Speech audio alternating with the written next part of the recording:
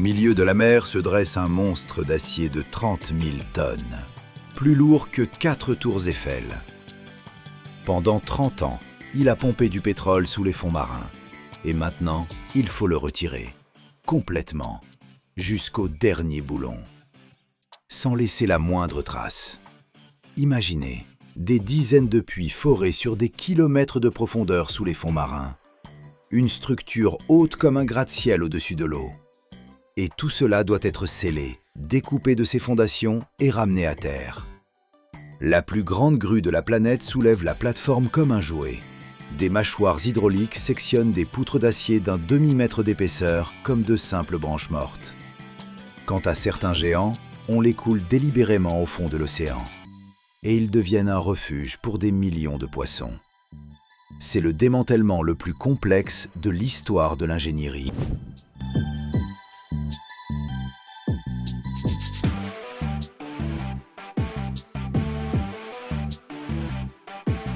Au milieu de la mer se dresse une immense structure d'acier. Il y a 30 ans, on l'a installée ici pour extraire du pétrole sous les fonds marins. Mais le temps est impitoyable. Le métal s'est fatigué de sa lutte perpétuelle contre l'eau salée et les tempêtes. Et le gisement s'est tari. Selon les lois internationales, on ne peut pas simplement l'abandonner à la rouille. Il faut la retirer, sans laisser la moindre trace. Et ce processus, appelé démantèlement, constitue une prouesse d'ingénierie, tout aussi complexe que la construction elle-même. Tout commence par l'étape la plus cruciale et la plus périlleuse, qui se déroule dans les profondeurs sous-marines, le bouchage des puits. C'est comme un travail de dentiste pour la planète. La plateforme peut compter des dizaines de puits qui s'enfoncent sur des kilomètres dans les fonds marins. On ne peut pas simplement les fermer avec un couvercle. Chaque puits doit être scellé de manière permanente et fiable. Pour cela, on y descend un équipement spécial et l'on injecte plusieurs bouchons. D'abord vient un bouchon mécanique, puis, couche après couche, on coule des centaines de mètres de ciment spécial. Cette opération se répète en plusieurs endroits sur toute la longueur du puits, créant ainsi une barrière multicouche infranchissable. C'est un travail d'une importance capitale. La moindre fuite pourrait provoquer une catastrophe écologique.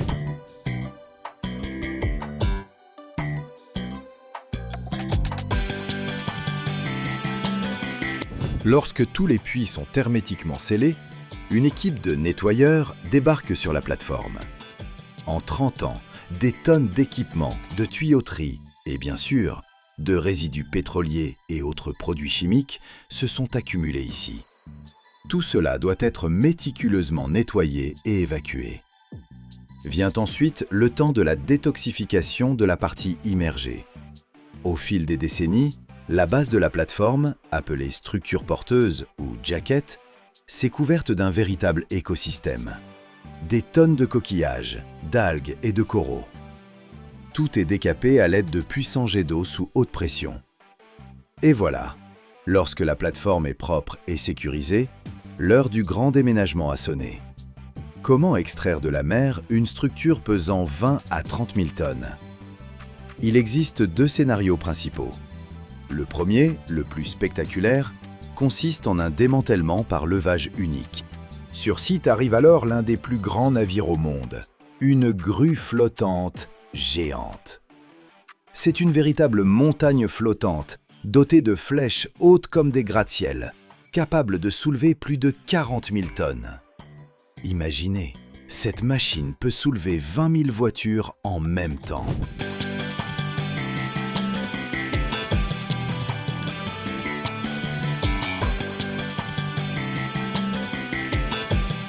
Au départ, des plongeurs spécialisés ou des robots sous-marins, armés de chalumeaux à plasma, découpent les pieds d'acier de la plateforme, les séparant de leur fondation sur le plancher océanique.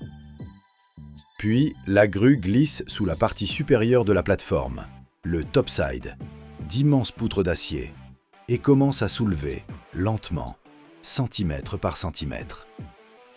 C'est un moment de tension inouïe.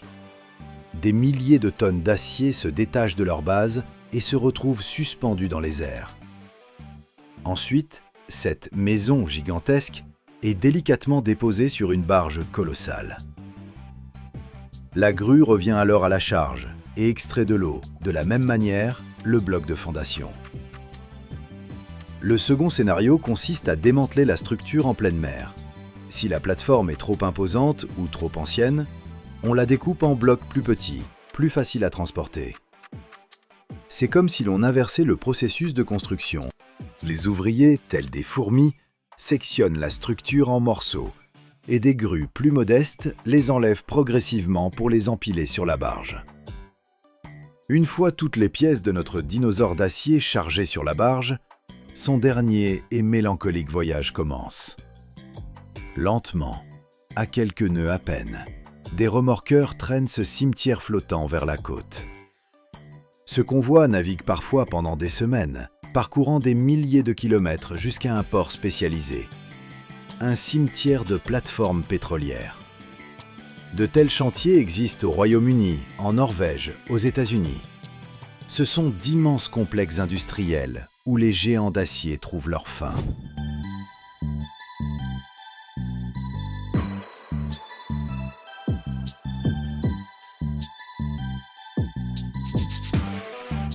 Ici, sur la terre ferme, commence l'acte final, le démantèlement jusqu'à l'atome. D'immenses grues portuaires soulèvent des blocs de plusieurs tonnes depuis la barge et les déposent sur une zone spécialement préparée. Et là, de véritables bouchers d'acier se jettent sur eux. Ce ne sont pas des hommes armés de chalumeaux, ce sont d'énormes cisailles hydrauliques montées sur des pelleteuses. Imaginez des mâchoires de tyrannosaures capables de sectionner des poutres d'acier d'un demi-mètre d'épaisseur comme de simples bradilles. Dans un vacarme de grincements et de craquements assourdissants, elles déchirent la structure en morceaux. Tout ce qui résiste aux cisailles est découpé manuellement à l'aide de puissants chalumeaux à plasma. C'est un spectacle chaotique, bruyant et dangereux. Mais il ne s'agit pas simplement de destruction, c'est un tri. Chaque morceau de métal rejoint son tas. L'acier au carbone ordinaire dans l'un, l'acier inoxydable des tuyaux dans un autre, le cuivre des kilomètres de câbles électriques dans un troisième. Alliages spéciaux, plastique, caoutchouc, tout est méticuleusement trié. Et c'est là que se cache le véritable sens de toute l'opération. Plus de 95% du poids total de la plateforme pétrolière part au recyclage. Ces dizaines de milliers de tonnes d'acier de haute qualité seront fondues dans des hauts fourneaux et transformées en nouvelles voitures, en poutres de construction, ou même en nouvelles plateformes pétrolières. C'est l'exemple parfait d'un cycle industriel fermé.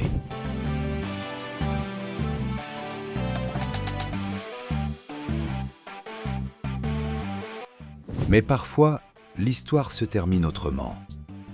Il existe un programme appelé Rigs to Reefs, littéralement plateforme en récif. Si la partie immergée de la plateforme, la jaquette, est parfaitement nettoyée et sans danger, on ne la remonte pas. On la laisse sur place ou on la déplace vers une zone dédiée où elle est coulée. Pourquoi ? Parce qu'après 30 ans passés en mer, sa structure d'acier s'est transformée en un véritable récif vertical, densément peuplé de coraux, de poissons et d'autres habitants marins. Pour de nombreuses espèces, ces constructions sont devenues de véritables oasis au milieu d'un fond marin désertique. Et détruire un tel écosystème causerait plus de tort que de bien.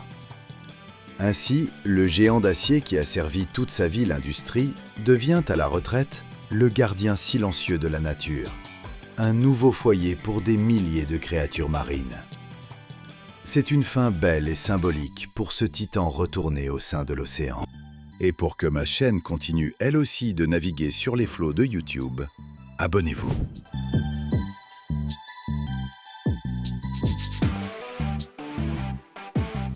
Chaque année, dans notre monde, entre 100 et 150 plateformes pétrolières offshore sont mises hors service et démantelées. Le poids total de l'acier recyclé provenant d'une seule grande plateforme peut atteindre 20 à 30 000 tonnes. C'est le poids de 3 à 4 tours Eiffel. Le coût du démantèlement d'une unique plateforme en eau profonde représente une somme astronomique, pouvant dépasser 100 millions de dollars. Et dans le cadre du programme Plateforme en récif, rien que dans le golfe du Mexique, plus de 500 anciennes structures de soutien ont été transformées en récifs artificiels, devenant ainsi le refuge de millions de poissons et un site prisé des plongeurs. La preuve que même après leur mise hors service, ces géants peuvent encore servir.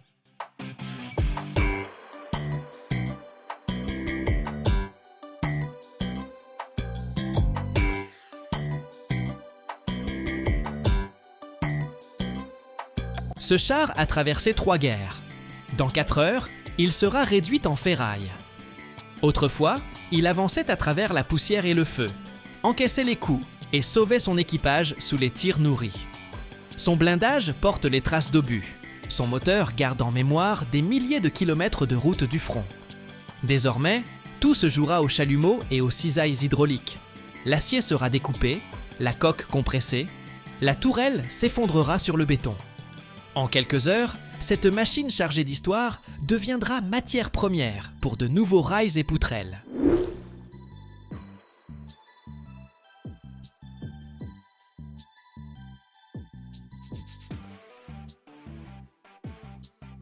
La première étape consiste en un démontage complet de l'armement et de tous les équipements sophistiqués du véhicule. Je me tiens près du char, qui n'a plus le statut d'unité de combat, mais conserve techniquement tous ses systèmes. L'équipe commence par travailler sur la tourelle. À l'aide de grues et de vérins hydrauliques, on retire le canon avec son berceau et une partie des mécanismes de recul.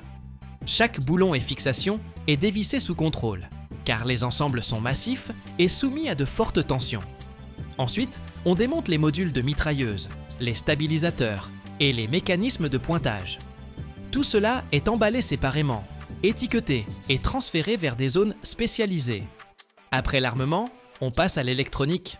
On ouvre les panneaux intérieurs, on retire les blocs de communication, les systèmes de conduite de tir, les modules de calcul, les appareils optiques. Les faisceaux de câbles sont découpés soigneusement par section, pour ne pas endommager les connecteurs, ni provoquer de court-circuit. Des éléments chargés peuvent subsister à l'intérieur. C'est pourquoi tout est vérifié avec des appareils de mesure avant le retrait.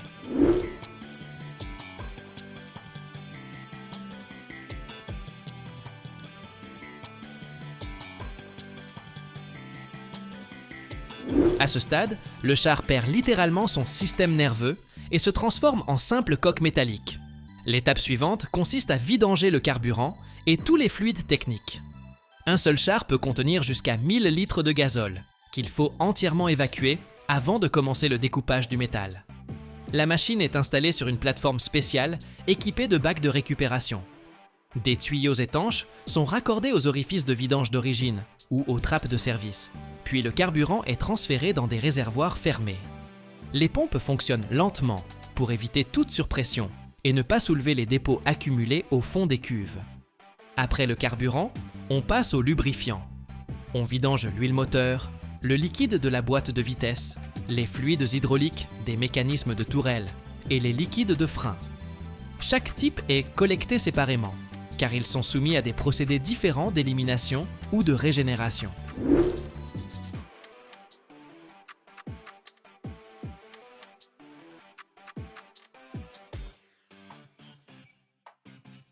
Une attention particulière est portée aux joints et raccords, pour qu'aucune goutte ne tombe sur le sol de l'atelier. Ce n'est que lorsque le système est entièrement vidé et vérifié que la carcasse est jugée sûre pour la découpe mécanique ultérieure. Commence alors l'étape la plus spectaculaire, la découpe du blindage au chalumeau et au plasma. Face à moi, une coque de plusieurs dizaines de millimètres d'acier, conçue pour résister aux impacts directs. Impossible d'y arriver avec une simple scie. Les ouvriers tracent d'abord les lignes de coupe pour diviser l'engin en sections transportables et faciles à fondre par la suite. Puis viennent les chalumeaux oxyacétyléniques ou oxypropaniques. La flamme porte le métal à plus de 1000 degrés. Ensuite, le jet d'oxygène dévore littéralement l'acier le long du tracé.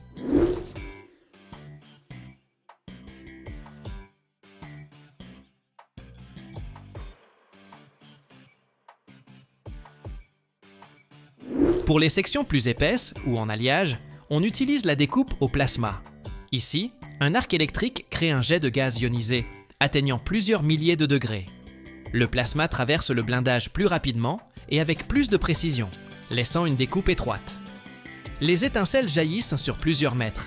C'est pourquoi des écrans de protection sont installés tout autour. Peu à peu, le char perd son intégrité. La tourelle se détache, les flancs se divisent en segments, et la machine de guerre se transforme en morceaux de métal distincts, prêts pour l'étape suivante du recyclage. Après la découpe, les fragments de la carcasse passent sous une presse gigantesque. Je me tiens près de cette machine, qui pèse des dizaines de tonnes, et développe une force de compression de plusieurs milliers de tonnes. Les sections de blindage, qui faisaient encore récemment partie d'un char intact, sont introduites l'une après l'autre dans la chambre.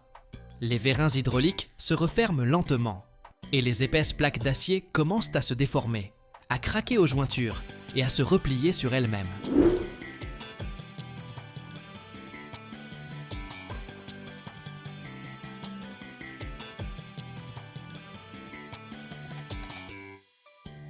La pression s'élève progressivement pour éviter que le métal ne se fragmente et ne crée des éclats dangereux. Le blindage, conçu pour résister aux impacts, se révèle impuissant face à cette compression uniforme. En quelques minutes, la structure volumineuse se transforme en un bloc compact aux formes régulières. Ce cube métallique facilite le transport, le stockage et l'acheminement ultérieur vers l'aciérie. Lorsque la presse se dessert, un bloc dense est éjecté de la chambre. Impossible d'y reconnaître les contours d'un véhicule. Il ne reste qu'une masse concentrée d'acier.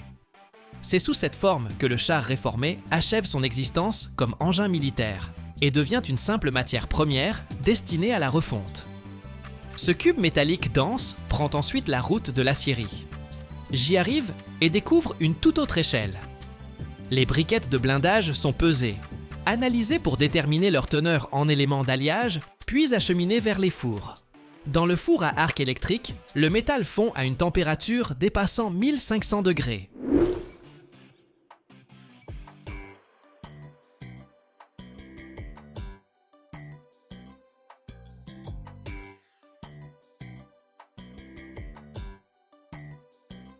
L'ancienne armure, qui résistait aux impacts et aux charges, passe à l'état liquide et se mêle aux autres ferrailles.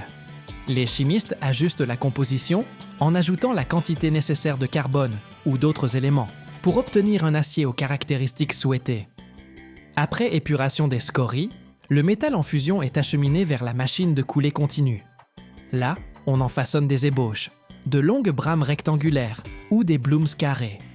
Elles refroidissent lentement, passent entre des rouleaux et sont découpées en tronçons de la longueur voulue. Ces ébauches gagnent ensuite le laminoir. Sous la pression des cylindres, le métal s'étire et adopte une nouvelle forme. S'il s'agit d'un profilé ferroviaire, l'ébauche traverse des calibres spéciaux qui façonnent le profil caractéristique avec son champignon, son âme et son patin. L'acier incandescent s'étire sur des dizaines de mètres, et en quelques minutes à peine, voici devant moi le futur rail de chemin de fer.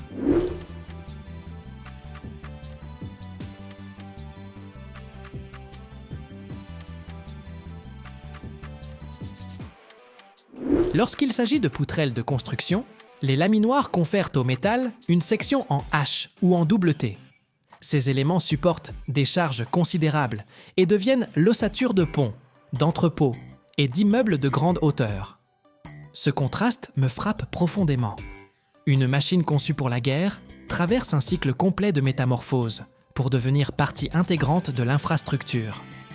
Le blindage qui protégeait autrefois l'équipage se transforme désormais en rails, sur lesquels rouleront des trains de voyageurs, ou en poutrelles qui soutiendront les toits de quartiers résidentiels. Le métal n'a pas de mémoire, seul compte la nouvelle forme et la nouvelle fonction. Et c'est là, sans doute, tout le sens du recyclage. Même les engins les plus lourds peuvent connaître une seconde vie au service de la construction civile. Et pour que ma chaîne poursuive sa propre vie, n'hésitez pas à vous abonner.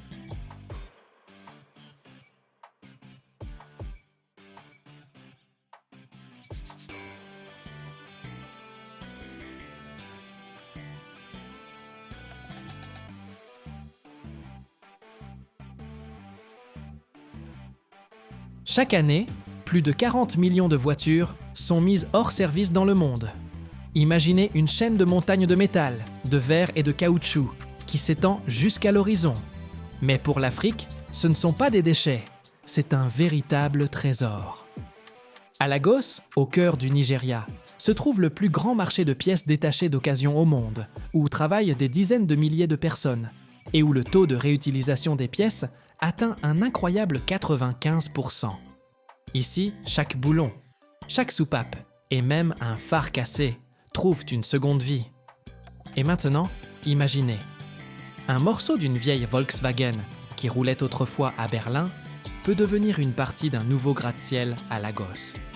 Regardez jusqu'à la fin, vous découvrirez un secret qui changera votre perception de la mort d'une voiture.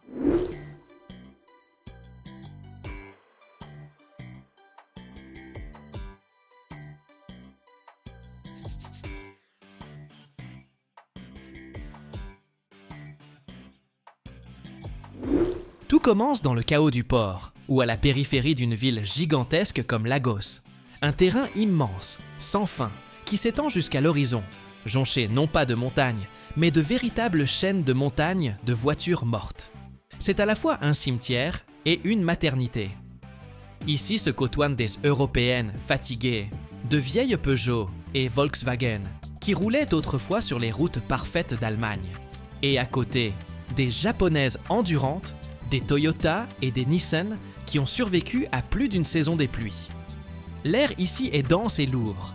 Il sent le vieux lubrifiant, le métal chauffé au soleil et le caoutchouc brûlé.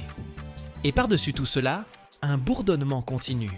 Le grincement du métal, le tintement d'un marteau, le sifflement des postes à souder. Ce n'est pas une usine, c'est un organisme vivant. Et c'est dans cet organisme qu'arrive un nouveau patient. Une vieille Toyota Corolla, cabossée par la vie. Son voyage sur les routes du monde est terminé. Commence alors son voyage en pièces détachées.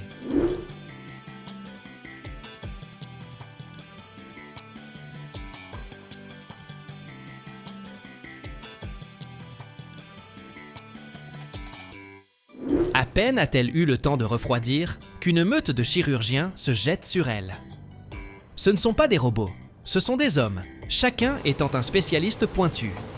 Ici, pas de chaîne de montage. Il y a des équipes. La première équipe, armée uniquement de clés et de tournevis, plonge dans l'habitacle. En quelques minutes, en sortent les sièges, les panneaux de porte, le tableau de bord, le volant. Chaque élément est minutieusement inspecté. Si un siège est simplement sale, on l'emmènera au lavage, on le nettoiera et on le vendra tel quel. Si la garniture est déchirée, on l'enlèvera et la carcasse ira chez un soudeur qui la réparera et la préparera pour une nouvelle garniture. Le tableau de bord sera démonté en ses composants. Compteur de vitesse, compte-tours, boutons. Tout cela constitue des marchandises précieuses et distinctes. Pendant que la première équipe dépaisse l'habitacle, la deuxième a déjà ouvert le capot. Ce sont les chirurgiens cardiaques. Leur cible, le cœur de la voiture, le moteur et la boîte de vitesse. Avec une vitesse et une coordination incroyables, ils débranchent tous les tuyaux, les fils et les fixations.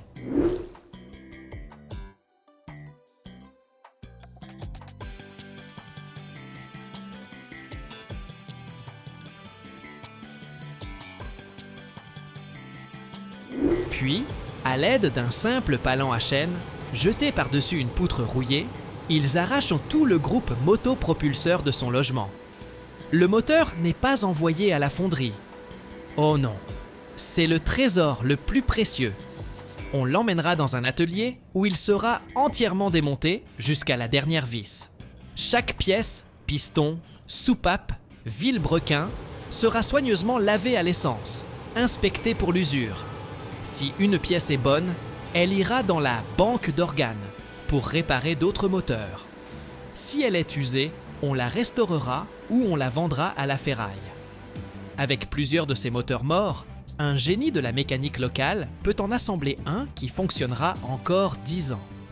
Pendant ce temps, près de notre Toyota, une troisième équipe est déjà à l'œuvre, les esthéticiens. Ils démontent les panneaux de carrosserie, portes, ailes, capots, pare-chocs. Chaque pièce est évaluée. Si une porte est intacte, on la vendra simplement. Si elle a une bosse, ce n'est pas un problème.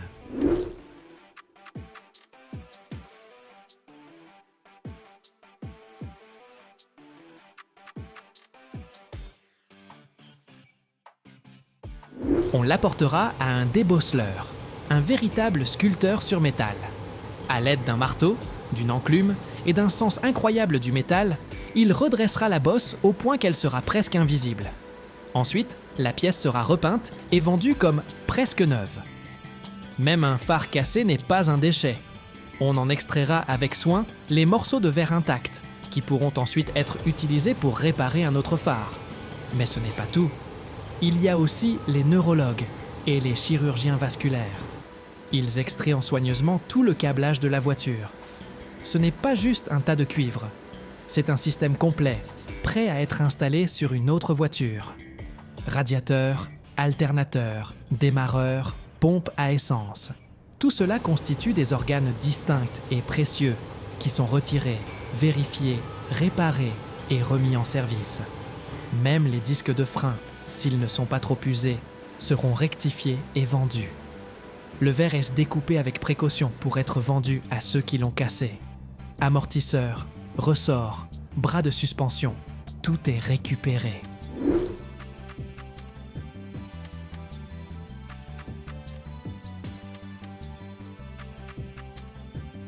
Et voilà, après quelques heures, à l'endroit où se tenait la voiture, il ne reste plus qu'un squelette nu et mutilé. Une carcasse sans porte, sans roue, sans entrailles. On pourrait croire que c'est vraiment la fin. Mais non. C'est l'heure des derniers dépeceurs. Armés de chalumeaux à acétylène, ils se jettent sur ce squelette comme des démons. Dans un sifflement et des gerbes d'étincelles aveuglantes qui sentent la peinture brûlée, ils le découpent en morceaux de taille transportables. Et ces morceaux de métal, l'ancienne carcasse, entament leur dernier voyage vers une aciérie locale, souvent improvisée. Là, dans des fours artisanaux où la température atteint plus de 1000 degrés Celsius, ce métal est refondu. L'acier liquide et incandescent est coulé dans de simples moules en sable, et de là naissent de nouveaux objets simples. Des barres d'armature pour la construction, des couvercles de regard d'égout, de simples outils agricoles, ou même des casseroles.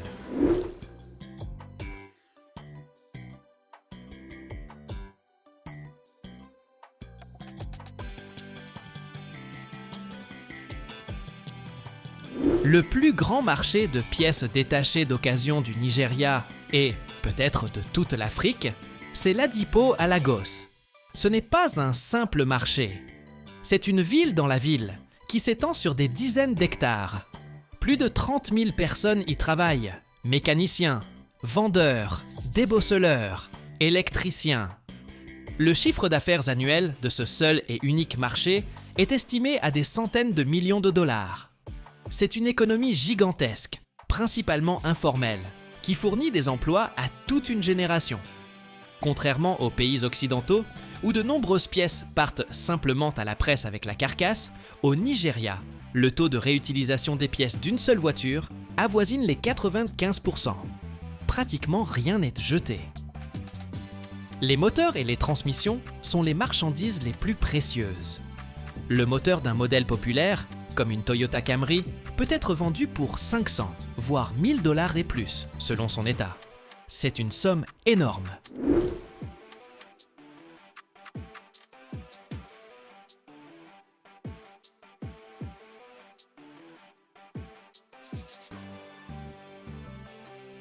Les panneaux de carrosserie, portes, ailes, capots, c'est le gagne-pain de milliers de petits ateliers.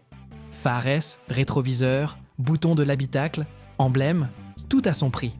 Même les vieux sièges de voiture ne sont pas perdus. Ils sont souvent réparés et utilisés comme meubles dans les maisons et les cafés. Et enfin, ce qui reste. Une fois qu'on a retiré absolument tout ce qui peut être vendu de la voiture, il ne reste que la carcasse nue. Son poids représente environ 30% du poids initial de la voiture. Et même ce reste n'est pas perdu. Au Nigeria, il existe une multitude de petites aciéries, souvent artisanales, qui refondent cette ferraille. Chaque année, elle traite des centaines de milliers de tonnes de ce métal, le transformant en barres d'armature pour la construction locale. Cela signifie que le gratte-ciel que l'on construit aujourd'hui à Lagos pourrait très bien contenir un morceau d'une Volkswagen qui roulait autrefois dans les rues de Berlin. L'Obidiam?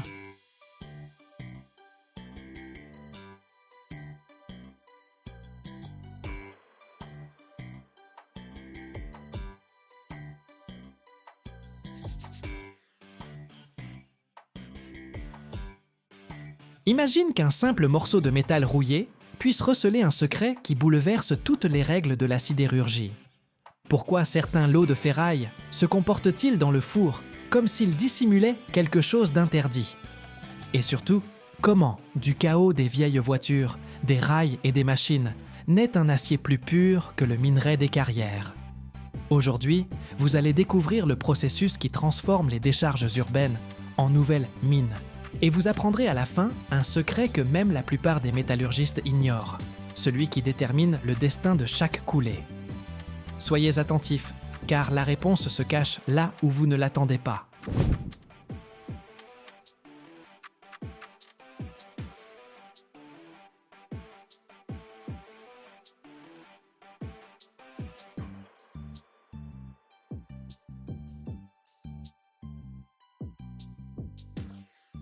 La collecte de ferraille est cette part invisible de l'industrie sidérurgique sans laquelle les fours à arc électrique ne pourraient fonctionner. Pour qu'une charge relativement homogène arrive dans le four, il faut d'abord que quelqu'un ait trié des milliers de tonnes de vieilles voitures, de machines et de métaux de construction. La chaîne commence au point de collecte. On y apporte de la ferraille domestique, des chutes de négoce métallurgiques, des structures démontées. À l'entrée, tout est pesé, vérifié par document, puis commence le tri par catégorie. Acier d'un côté, fonte, métaux non ferreux, inox, alliages spéciaux. Un site moderne de collecte de ferraille ressemble presque à une mini-usine. Les éléments volumineux, poutres, châssis, carrosserie, sont découpés au chalumeau ou au plasma pour les ramener aux dimensions acceptables par les paniers des fours à arc électrique.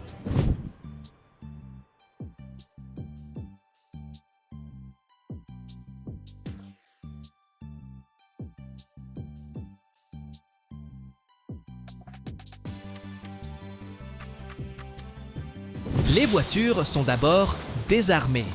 On retire les roues, les batteries, l'électronique, on extrait les fluides, on sépare les métaux non ferreux et les catalyseurs. Ce n'est qu'ensuite que la carrosserie est compressée en blocs briquetés compacts. Pour la ferraille en tôle et les petits débris, on utilise de puissantes cisailles capables de trancher en un seul passage des poutres et des profilés de plusieurs centimètres d'épaisseur. Le moment clé, éliminer tout ce qui nuirait à la fusion.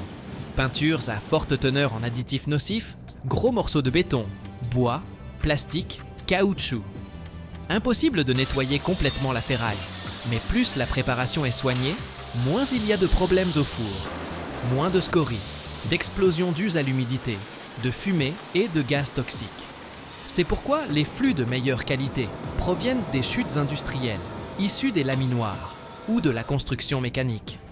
Peu d'impuretés, dimensions prévisibles, composition chimique de l'acier connu. La ferraille domestique de rue exige beaucoup plus de traitement manuel et mécanisé.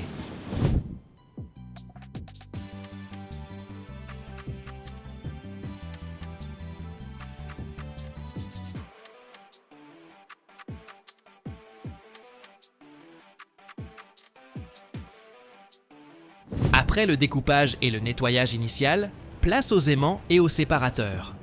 D'énormes électroaimants fixés au bras des chargeurs collectent les métaux ferreux dans la masse générale de déchets, tandis que des séparateurs à tambour éliminent les fines particules d'acier. Les métaux non ferreux sont traités à part. Ils relèvent d'une autre filière commerciale. La ferraille d'acier est ensuite classée par qualité. Acier bas carbone, haut carbone, allié, inoxydable, etc. Pour les aciéries électriques, il est essentiel qu'aucun morceau d'acier fortement allié ne se glisse par inadvertance dans un lot destiné, par exemple, à la production de simples barres d'armature. C'est pourquoi les grands producteurs travaillent souvent avec des fournisseurs réguliers et imposent des exigences strictes en matière de marquage et d'analyse. La ferraille préparée est ensuite compactée en paquets denses ou chargée dans de grands conteneurs paniers, directement acheminés au four par pont roulant.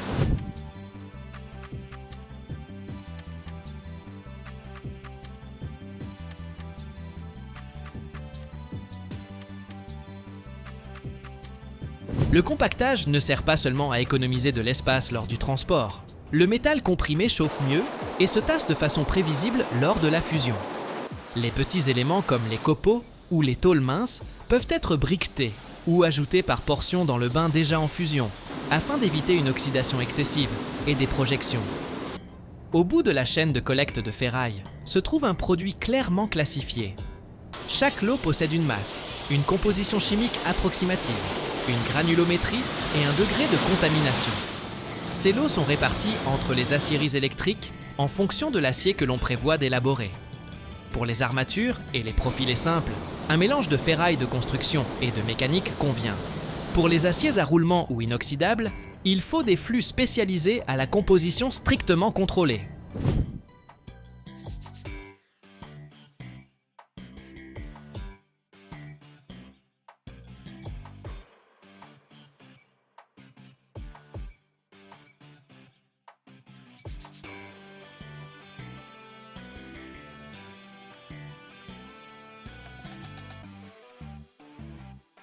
Au final, la collecte de ferraille se transforme en véritable industrie minière, urbaine. Au lieu d'extraire le minerai dans une carrière, nous extrayons le fer d'objets déjà fabriqués. C'est précisément de la qualité de ce travail, du tri dans les cours jusqu'aux presses des grands centres, que dépendent la stabilité de la fusion à l'arc électrique et la capacité de l'industrie sidérurgique à évoluer vers un cycle plus circulaire et économe en ressources. Le cœur du processus sidérurgique moderne, c'est le four à arc électrique. À l'intérieur de cet immense bouilloire d'acier tapissé de briques réfractaires, 3 électrodes de graphite, épaisses comme de petits troncs d'arbres, descendent par le haut. Entre l'extrémité des électrodes et la surface de la ferraille, jaillissent de puissants arcs électriques.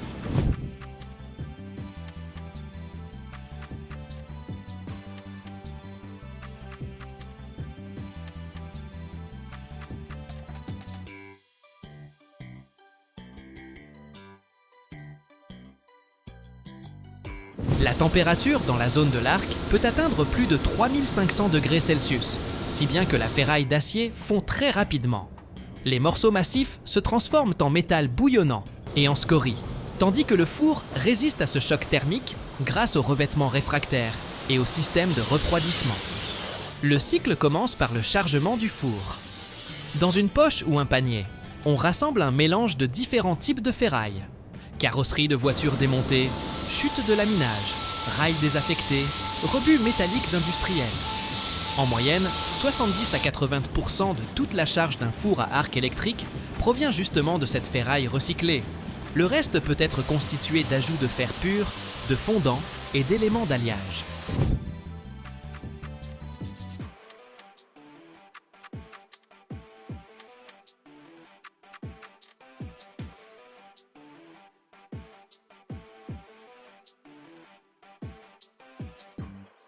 Ce rapport rend la filière électrique nettement plus écologique que la filière fonte. Il faut moins de minerais de fer et de coke, les émissions totales de carbone par tonne d'acier sont plus faibles, et un volume considérable de déchets métalliques retourne dans le circuit, au lieu de rouiller dans les décharges. Après le chargement, le couvercle du four s'abaisse, les électrodes traversent les ouvertures et descendent jusqu'au sommet de la charge. Lorsque le courant est envoyé, un arc jaillit entre les extrémités des électrodes et la ferraille, éclatant comme une soudure, mais à une échelle gigantesque. Cet arc fonctionne comme une source de chaleur puissante. L'énergie pénètre directement dans le métal, et non par une flamme de combustible. En quelques minutes, la ferraille d'acier commence à ramollir, puis à fondre et à s'affaisser vers le bas.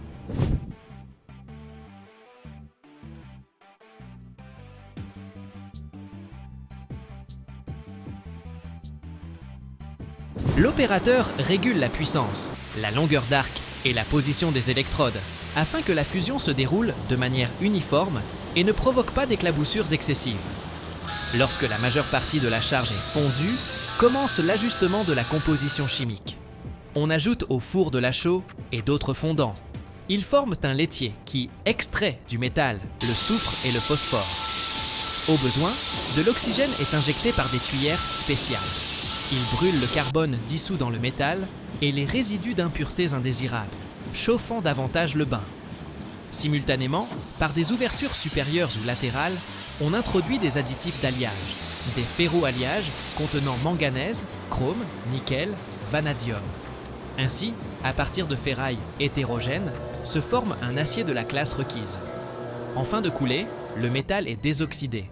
On ajoute aluminium, silicium ou d'autres éléments qui captent l'oxygène et empêchent la formation de bulles gazeuses dans la pièce finie.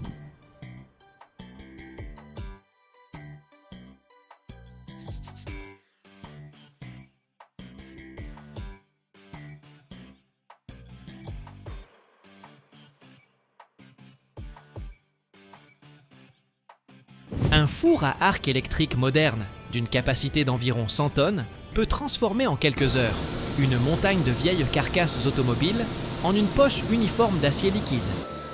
Un cycle de fusion prend souvent de 40 à 60 minutes pour un four préchauffé. Chargement, fusion, ajustement de la composition, coulée. La productivité de tels équipements est impressionnante. En une journée, un atelier équipé de plusieurs fours peut produire des milliers de tonnes de métal. Par ailleurs, l'aspect énergétique du procédé devient de plus en plus propre. La part d'électricité provenant de sources renouvelables augmente, si bien que l'empreinte carbone par tonne d'acier diminue encore davantage par rapport au schéma classique du haut fourneau. Lorsque l'analyse des échantillons du bain fondu confirme la composition et la température requise, vient le moment de la coulée.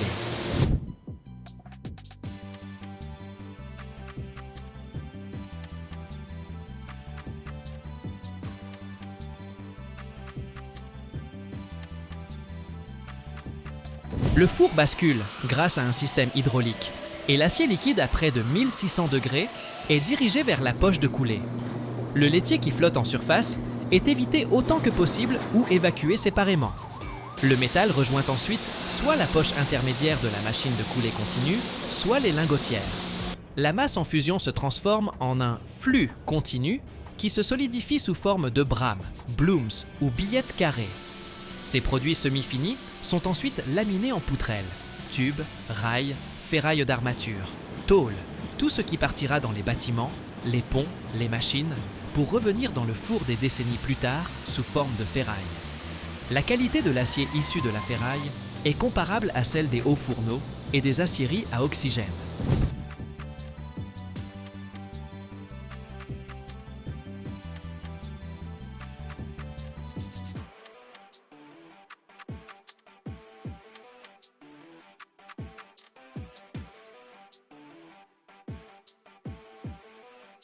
Avec une charge de ferraille bien sélectionnée et des régimes d'affinage appropriés, la teneur en impuretés nocives reste minimale, tandis que la proportion de fer et d'éléments d'alliage atteint 99% ou plus de la composition requise.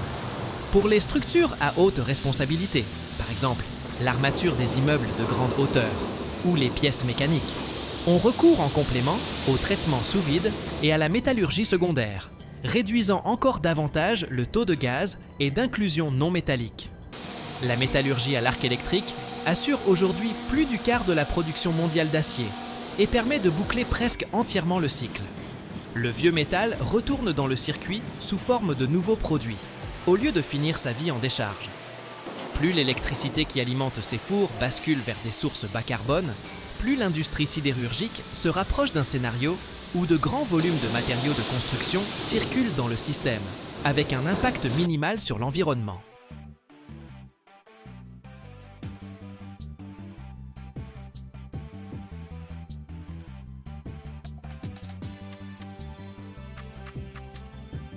Chaque année dans le monde, plus de 90% du commerce mondial transite par voie maritime.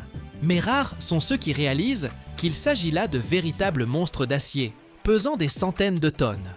Aujourd'hui, nous pénétrons dans l'une des plus grandes usines d'Europe, où naît le cœur des porte-conteneurs géants, un moteur développant plus de 100 000 chevaux. Imaginez, un moule de la taille d'un immeuble, du métal en fusion à plus de 1450 degrés, et seulement 2 minutes pour créer une pièce valant des millions d'euros. Mais le plus fascinant, vous le découvrirez à la fin. Quels secrets technologiques permettent à ces moteurs de fonctionner pendant des années, au milieu de l'océan sans interruption? Croyez-nous, vous n'avez jamais rien vu d'une telle ampleur.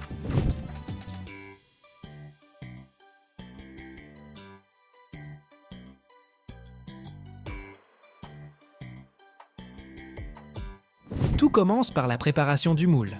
Ces géants de sable se fabriquent à partir d'un mélange de sable de quartz, d'argile bentonitique et d'eau, une proportion aussi précise qu'une recette de grand-mère, mais à l'échelle industrielle. Le sable se mélange dans des malaxeurs géants de 50 mètres cubes, auxquels on ajoute 2% d'argile pour la cohésion. Ensuite, on compacte le mélange dans des cadres d'acier de 30 cm d'épaisseur, pesant chacun 100 tonnes. Les ouvriers casqués actionnent des tables vibrantes. Elles tremblent comme lors d'un concert de rock, comprimant le sable jusqu'à une densité de 2 tonnes par mètre cube. Pour mouler les moteurs de porte-conteneurs, il faut un sable de fonderie spécial, principalement du quartz contenant 98 à 99% de dioxyde de silicium. Il provient de gisements naturels en Scandinavie, en Allemagne ou en Pologne. C'est un sable blanc ou jaune dont les grains mesurent entre 0,2 et 0,5 mm de diamètre, avec une forte sphéricité pour un compactage optimal.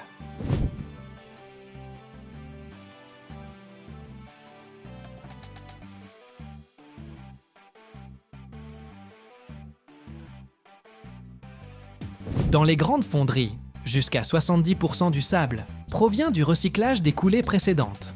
On le nettoie, on le tamise avec des séparateurs magnétiques, on l'enrichit de sable neuf et on le prépare pour une nouvelle utilisation.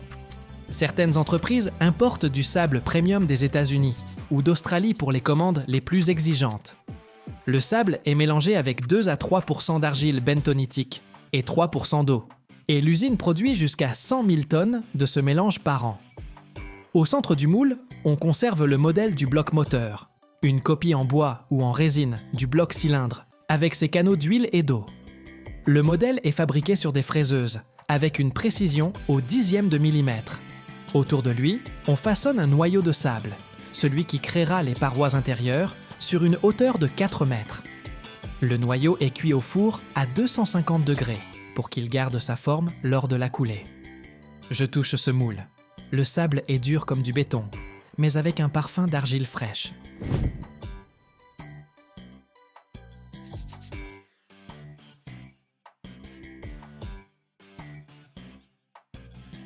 Passons maintenant au métal. On utilise de la fonte avec une teneur en carbone de 3% et des ajouts de vanadium pour la résistance. La matière première, des lingots de 20 tonnes, est chargée dans des fours à induction d'une capacité de 200 tonnes. La température monte jusqu'à 1450 degrés Celsius. Le métal bouillonne. Les étincelles jaillissent à 5 mètres. Le four pivote à 360 degrés, évacuant les gaz à travers des filtres. Temps de refonte, 4 heures. Et voilà, le métal en fusion est prêt. Il brille d'un éclat jaune. La coulée, c'est le véritable point d'orgue. La poche de métal en fusion de 200 tonnes est soulevée par des ponts roulants d'une capacité de 300 tonnes et hissée à une hauteur de 50 mètres au-dessus du moule. L'opérateur est installé dans une cabine hermétique à 10 mètres de hauteur, pilotant l'ensemble avec des joysticks et des écrans.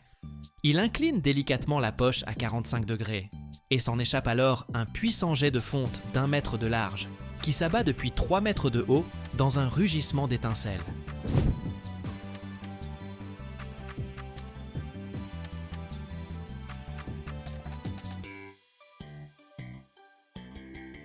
Le remplissage du moule dure exactement 2 minutes.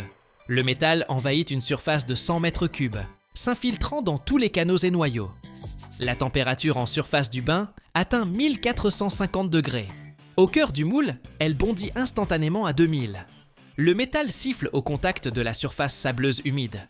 La vapeur s'élève en volutes épaisses jusqu'à 5 mètres de hauteur, illuminée par les projecteurs.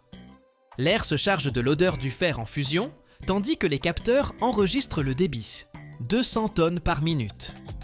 Aussitôt, on recouvre le moule d'un couvercle d'acier de 50 tonnes, descendu par une autre grue avec une précision au centimètre près. Le couvercle scelle hermétiquement la structure, empêchant toute oxydation. Le refroidissement contrôlé commence. Autour du moule, on active des chemises d'eau, des conduites qui font circuler des milliers de litres d'eau refroidie sous une pression de 6 bars. L'intensité maximale se concentre au sommet, 100 degrés de moins durant les 30 premières minutes, afin d'éviter un choc thermique.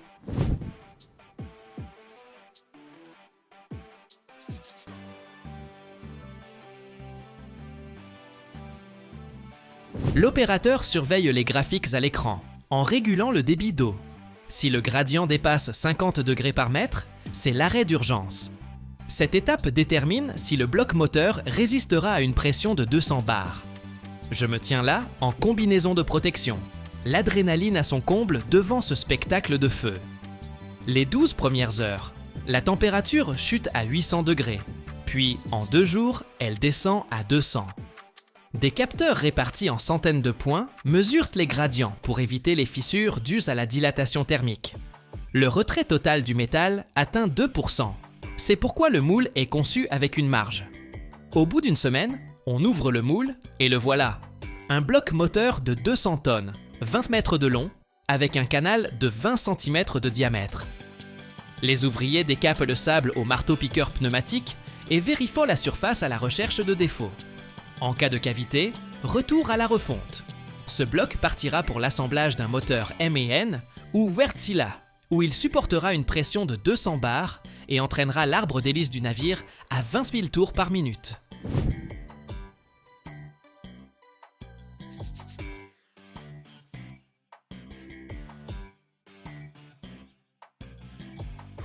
Je vois comment on le lave, le traite à l'anticorrosion et le marque. Le numéro de série est gravé au laser. Ces moteurs équipent les navires qui assurent 90% du commerce mondial. Un seul bloc coûte des millions d'euros. Son cycle de fabrication dure 2 mois. À l'usine, 150 personnes travaillent quotidiennement sur ces moules. Si vous voyez le métal en fusion, l'adrénaline monte en flèche. Les chiffres concernant la coulée des blocs moteurs pour porte-conteneurs soulignent l'ampleur colossale de ce processus.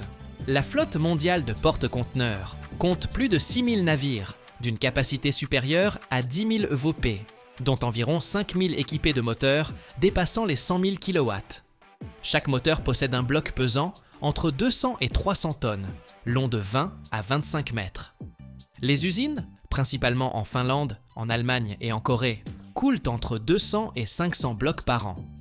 Le volume d'un moule représente 100 à 200 mètres cubes de sable, soit l'équivalent d'un wagon entier. Quant au métal nécessaire par bloc, 200 tonnes de fonte d'une valeur d'1 demi-million d'euros.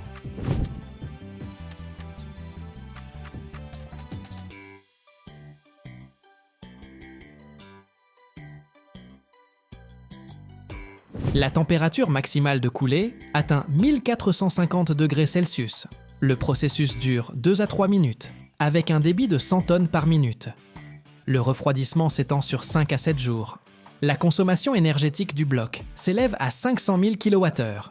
Le taux de rebut varie de 3 à 5% en raison de porosité ou de fissures. Le cycle complet, du moule au bloc terminé, demande 2 mois, pour un coût de 2 à 3 millions d'euros. Ces moteurs assurent 90% du transport maritime mondial, consommant 100 milliards de litres de carburant par an. La main-d'œuvre mobilise 100 à 200 personnes par atelier, avec une précision de 0,1 mm.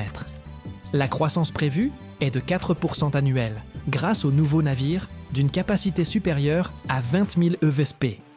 Si cette vidéo vous a plu, n'hésitez pas à liker et dites-nous en commentaire ce que vous aimeriez découvrir ensuite. Je file vers une nouvelle usine. À très vite. Abonnez-vous et explorons ensemble l'univers industriel.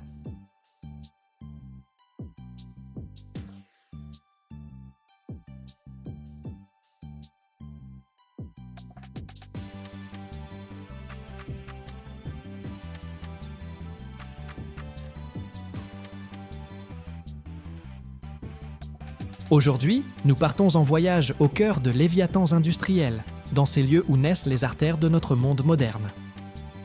Nous allons parler de la création des carrières à ciel ouvert, des vallées montagneuses créées de main d'homme, qui impressionnent par leur échelle et leur complexité. Ces excavations gigantesques dans la croûte terrestre témoignent non seulement de la puissance inégalée de la technologie moderne, mais aussi du travail de longue haleine de milliers d'ingénieurs, de géologues et d'ouvriers. Nous découvrirons comment ces structures colossales sont créées et quel rôle jouent dans ce processus de véritables titans de l'ingénierie, les excavatrices géantes. Préparez-vous à un récit sur l'échelle, la précision et la force impressionnante qui redessine le paysage de notre planète.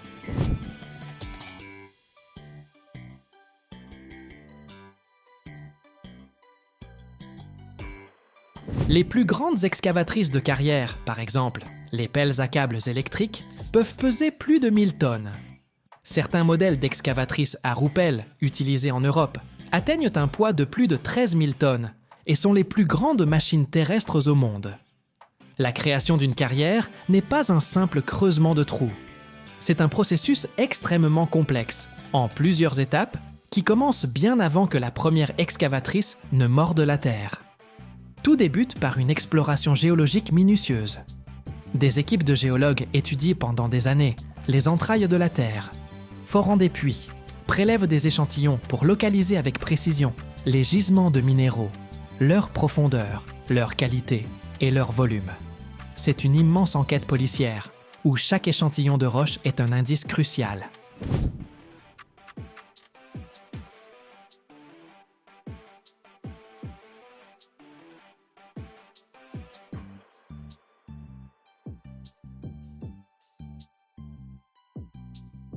Quand les minéraux sont localisés, les ingénieurs et les planificateurs entrent en jeu.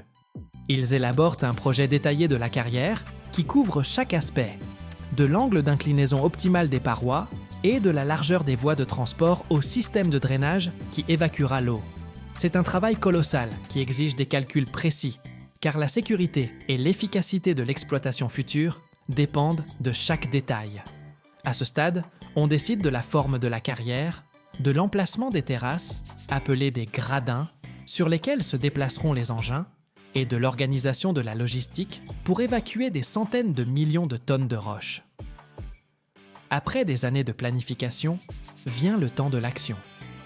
Avant d'atteindre les précieux minéraux, il faut enlever ce qu'on appelle les morts terrains, les couches de sol, d'argile et de roches stériles qui recouvrent le gisement.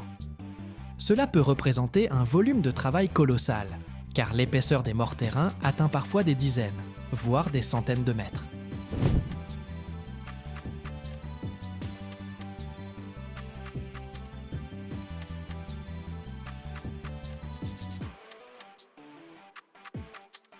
C'est ici que les excavatrices géantes entrent en scène.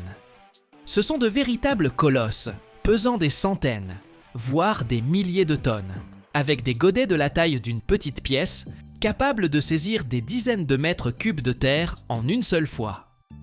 Elles travaillent en tandem avec les tombereaux miniers, d'autres titans capables de transporter plus de 300, et certains même 400 tonnes de charge en un seul voyage. Les excavatrices chargent les morts terrains dans les tombereaux, qui les transportent ensuite vers des décharges spécialement aménagées, créant ainsi de véritables montagnes artificielles. Le volume du godet de ces machines peut varier de 40 à 70 mètres cubes, et pour les plus grands modèles, jusqu'à 100 mètres cubes.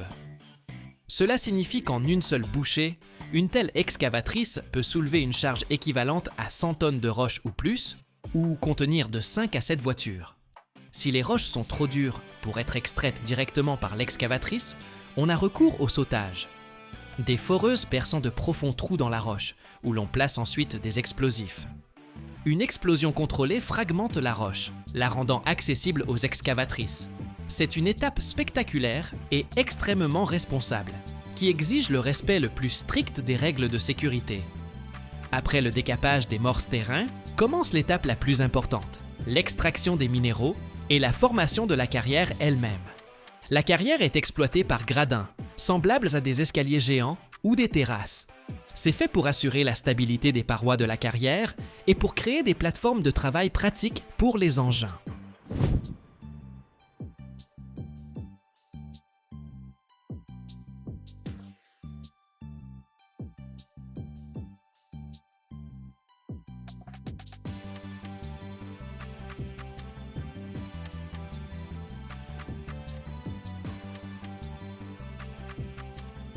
Sur chaque gradin, travaille sa propre armada d'excavatrices. Il peut s'agir d'énormes pelles de carrière à entraînement électrique, capables de travailler en continu pendant des mois, ou d'excavatrices hydrauliques qui se distinguent par leur grande manœuvrabilité et leur précision. Elles grignotent la roche, la chargeant dans les tombereaux en attente. Certaines excavatrices sont si grandes qu'on doit même les assembler directement sur le site d'extraction, au lieu de les livrer déjà montés. Imaginez le godet d'une telle machine. Il peut contenir une voiture, voire plusieurs. En 1 heure, un tel géant peut déplacer des milliers de mètres cubes de roche. La carrière s'approfondit par gradins, s'élargissant progressivement. Cela ressemble à une immense spirale qui descend dans les entrailles de la Terre. Un véritable balai de machines travaille en permanence. Les excavatrices creusent, les tombereaux transportent, les bulldozers nivellent les plateformes et les niveleuses entretiennent les routes en bon état. Parfois, pour les roches particulièrement tendres ou pour travailler dans des endroits difficiles d'accès, on peut utiliser des excavatrices à roupelles, des machines colossales avec une roue rotative équipée de nombreux godets qui grignotent la roche en continu et la déchargent sur un convoyeur. En 1 heure, une excavatrice géante peut déplacer de 4000 à 10 000 mètres cubes de roche. Imaginez combien de temps une personne ordinaire travaillerait à la pelle pour atteindre un tel résultat. L'ensemble du processus est accompagné d'un contrôle continu. Les géologues prélèvent constamment des échantillons de roche pour s'assurer que l'on extrait bien ce qu'il faut et que la qualité répond aux exigences. Les ingénieurs surveillent la stabilité des pentes, l'état des routes et la sécurité des travaux.